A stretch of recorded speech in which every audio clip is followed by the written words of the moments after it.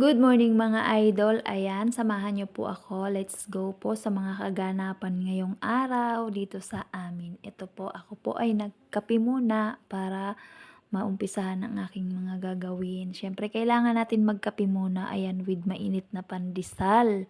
No? So, kayo rin po ba? Nag-almusal din po ba kayo bago kayo gumawa ng mga gawaing bahay?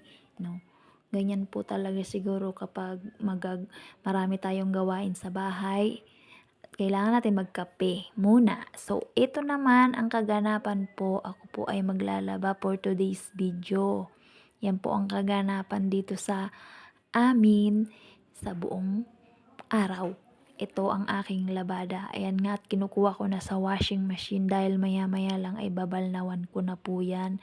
So, pasensya na po kayo sa voice over ko ngayon. Parang medyo inaantok or what. Kasi nga, medyo gabi na din po. Tapos, yung mata ko nababad pag edit. So, pasensya na po kayo. Sana po ay mag-enjoy kayo sa video na to. At sana ay magustuhan nyo rin po. Salamat po sa inyong suporta palagi sa aking mga upload. At ito na nga, binabalnawan ko na ang aking mga damit na nilabhan. Ayan, napaka-hassle lang talaga nung kapag sa washing, kapag yung may mga tali-tali yung damit mo, yung shorts mo, yung pants mo. Nagbubuhol-buhol siya doon, ang hirap niyang kuhanin. So, ayan nga po guys, fast forward. At natapos na rin ako magbanlaw, eto nga. At nagsasampay na rin po ako. At maya-maya meron pa po akong gagawin. Medyo nagmamadali na nga po ako dyan sa pagsasampay kasi may nakaabang pa po akong gagawin. Magluluto pa ako. At syempre yung alaga ko dun sa likod ay pakakainin ko pa siya. Kaya kailangan ko talagang bilisan ng kilos. Pero parang ang bagal ko naman dyan sa pagsasampay, no? So siguro ganun lang talaga, medyo nagugutom na nga ako dyan eh.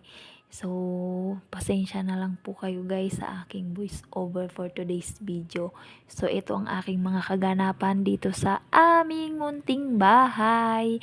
At ito pa nga, ito na ang aking gawain dahil tanghali na po niyan, siguro mga 11 na ng tanghali.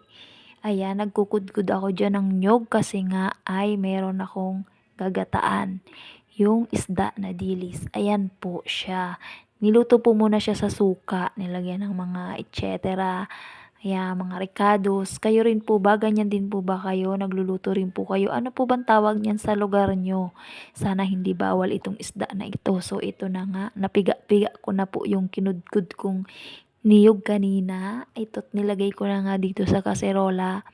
At hihintayin ko na lang siya na kumulo. Kumbaga, lulutuin lang natin yung gata para mamaya ready na siyang iulam. So, ayan na siya guys. Nilagyan ko na siya ng apoy. Pinaapoyan ko na mga 2 kulo lang siguro ay okay na yan. So, let's go. Fast forward naman tayo guys. Ayan, eto naman may sinasabi ako dyan na yung sinasabi ko siguro pupuntahan ko na yung alaga ko dyan na parang sinasabi ko na pakakainin ko na sila. So, ito na nga, dala-dala ko na yung pagkain nila. Yan yung pinagpigaan ko kanina ng niyog. Nilagyan ko lang siya ng kanin. Sinamahan ko ng kanin. Opo, yun po ang pinapakain ko sa kanila kasi para hindi na po bibili, makatipid. Tapos, kumakain naman po sila nung mga damo doon. Tapos, yung mga pinagtanggalan nung like sa kangkong o kaya talbos kamote. Ito nga po at pakakainin ko na yan sila. Pag nakikita nila ako talagang natatakot sila. Ano bang meron sa akin? Bakit sila takot? Lumalayo sila, mailap. Siguro ayaw nila, akala nila huhulihin sila. At saka takot, parang takot sila sa camera mga idol. O, tingnan nyo naman kung anong ginagawa nila. Sumisiksik sila sa dulo. Ito yung isa, yung lalaki. Yan yung lalaki. Medyo malaki yung katawan niya. Tapos yung dalawa doon sa dulo, yan naman yung dalawang dumalagang pato. So, hindi siya pato, patri yun. Joke yun.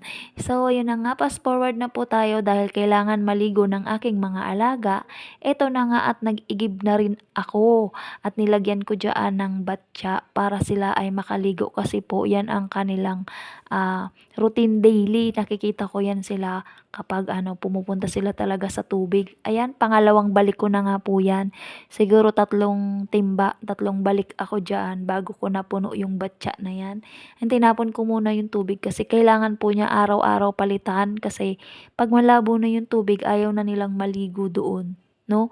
Gano'n din sila, parang tao lang. Ayaw nila ng marumi, gusto nila araw-araw talaga, papalitan mo talaga araw-araw. 'Yan yung kawayan na kinuha namin sa bundok, pinambakod na po siya diyaan para makalaya na sila kasi pansamantala ito na nga yung naigib kong tubig na paliliguan nila mamaya. So, mamaya tingnan natin kung mabibidyohan ko sila habang naliligo. Ayun sila, oh, nagtatago talaga sila, ayaw talaga nilang lumapit, guys. Ito pa yung isa, oh, tingnan mo palayo siya. Itong isa gusto niyang lumapit, paligong-paligo na siya. Siguro hinihintay niya lang na umalis ako diyan sa harap kasi binibidyohan. So ayan nga, nahagip ko po guys. Nabidyohan ko nga po yung isa.